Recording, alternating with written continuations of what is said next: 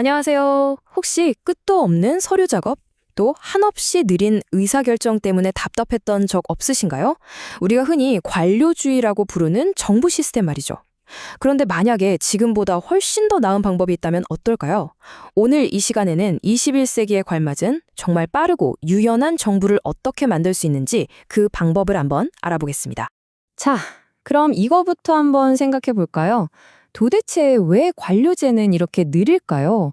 간단한 민원 하나 처리하는데도 몇 주씩 걸리고, 진짜 중요한 정책 결정은 몇 달, 아니 몇 년이 걸리기도 하잖아요.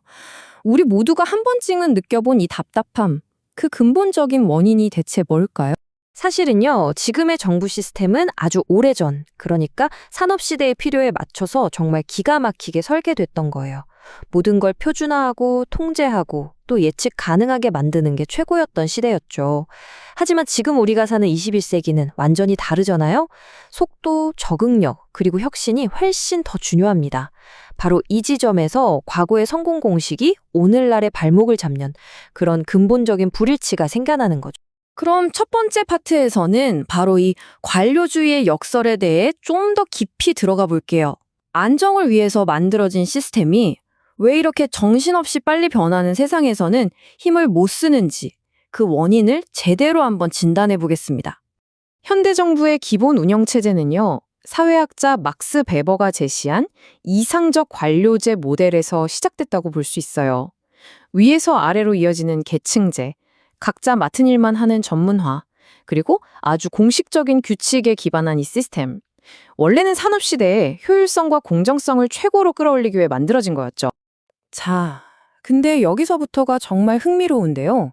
과거에는 분명히 강점이었던 이 특징들이 오늘날에는 어떻게 약점이 됐을까요? 보세요. 명확했던 위계 질서는 이제 느린 의사결정의 원인이 됐고요. 업무 전문화는 부서끼리 담을 쌓고 정보를 공유하지 않는 사일로 현상을 만들었죠. 또 엄격한 규칙은 새로운 변화에 대한 저항으로 이어졌고요. 말 그대로 강점이 약점으로 변해버린 겁니다. 결국 예측 가능한 세상을 전제로 만들어진 이 낡은 시스템은요, 21세기의 이 혼란스러운 현실과 정면으로 꽝 하고 부딪히게 된 거예요. 전문가들은 이걸 변동성, 불확실성, 복잡성, 모호성의 앞글자를 따서 부유가 세계라고 부르는데요. 비유하자면 19세기에 만든 마차가 21세기 고속도로를 달리고 있는 격이라고나 할까요? 자, 그럼 이제부터가 진짜 재밌어지는데요. 해결책을 한번 찾아보죠. 거대한 피라미드가 아니라 서로 연결된 네트워크에서 영감을 얻은 새로운 모델입니다. 바로 군대가 아니라 재즈밴드 같은 조직이죠. 이 비유를 한번 보세요. 낡은 모델이 위에서 시키는 대로 움직이는 군대와 같다면 새로운 모델은 서로 사인을 주고받으며 즉흥적으로 협업하는 재즈밴드와 같아요. 딱딱하게 정해진 구조 대신에 유연하게 역할을 바꾸는 거죠. 이 접근 방식의 근본적인 차이가 확 느껴지시죠? 이 새로운 모델을 아주 빠르고 탄탄하게 만드는 세 가지 핵심 원칙이 있습니다. 첫째, 권력이 맨 꼭대기에만 있는 게 아니라 골고루 분산되는 수평성. 둘째, 정보가 특정 부서에 갇히지 않고 팀들 사이를 자유롭게 흐르는 연결성. 그리고 마지막으로 권한을 받은 소규모 팀이 현장에서 바로바로 의사결정을 내리는 자율성입니다. 이게 그냥 그럴듯한 이론이 아니에요. 전 세계에서 가장 혁신적이라고 불리는 조직들은 이미 이런 방식으로 일하고 있거든요. 이번 파트에서는 사일로에서 스쿼드로 이 새로운 모델이 실제로 어떻게 돌아가는지 한번 들여다보겠습니다. 가장 유명한 사례를 꼽으라면 바로 아마존의 투피자팀 원칙을 빼놓을 수 없죠. 소통은 최대로, 속도는 최고로 끌어올리기 위한 아주 간단하면서도 정말 강력한 규칙입니다. 핵심은 바로 이겁니다. 한 팀의 인원이 피자 2판으로 배불리 먹을 수 있는 수보다 많으면 안 된다. 보통 10명 이하를 말하는데요. 이게 팀의 민첩성을 보장하는 아주 중요한 기준이 되는 거죠. 정말 기발하지 않나요? 자, 또 다른 멋진 사례를 한번 볼까요? 바로 음악 스트리밍 서비스로 유명한 스포티파이입니다. 이 회사는 스쿼드라고 부르는 아주 작고 자율적인 팀들을 중심으로 전체 조직을 구성하고 있어요. 아니, 그럼 팀들이 다 제멋대로 일하면 회사가 엉망이 되지 않냐고요?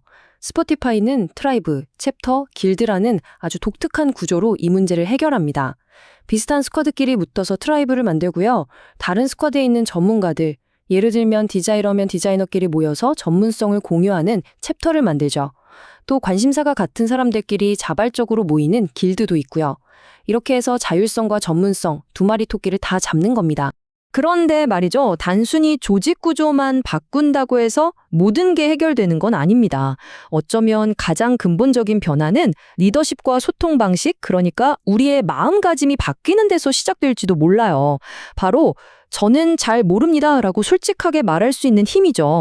코로나 팬데믹 때 뉴질랜드의 저신다 아던 총리가 했던 이 말이 바로 새로운 리더십 스타일을 정말 잘 보여주는 예입니다. 우리 정부도 모든 답을 가지고 있지는 않습니다. 하지만 우리가 아는 것과 모르는 것을 여러분과 투명하게 공유하겠습니다. 바로 이 솔직함이 오히려 국민들에게 엄청난 신뢰를 줬죠. 결국 핵심은 바로 이겁니다. 과거에는 리더가 모든 걸 다 아는 것처럼 완벽하고 확신에 찬 모습을 보여줘야 신뢰를 얻었잖아요. 하지만 이제 새로운 방식은 불확실성을 솔직하게 인정하고 우리 함께 배워나갑시다 라고 말하는 거예요. 실수를 감추고 두려워하는 대신에 그걸 다음 단계로 나아가기 위한 데이터로 활용하는 거죠. 이제 신뢰는 완벽함이 아니라 진정성에서 나옵니다. 자, 이제 마지막 파트입니다. 지금까지 이야기한 아이디어들을 하나로 모아서 미래에 제대로 대비하는 학습하는 정부를 만들기 위한 구체적이고 실질적인 방법들을 한번 정리해 보겠습니다. 계속해서 발전하고 똑똑해지는 정부를 만드는 방법? 생각보다 간단하고 실용적입니다. 첫째, 처음부터 거창하고 검증되지 않은 정책을 밀어붙이기보다 작은 시범 사업으로 실험해보는 겁니다. 둘째, 데이터를 보면서 뭐가 효과가 있고 뭐가 없는지를 빠르게 측정하고 배우는 거죠. 그리고 마지막으로 혹시 실패하더라도 그걸 부끄러워하며 숨기는 게 아니라 모두를 위한 귀중한 교훈으로 공개적으로 공유하는 문화가 필요합니다.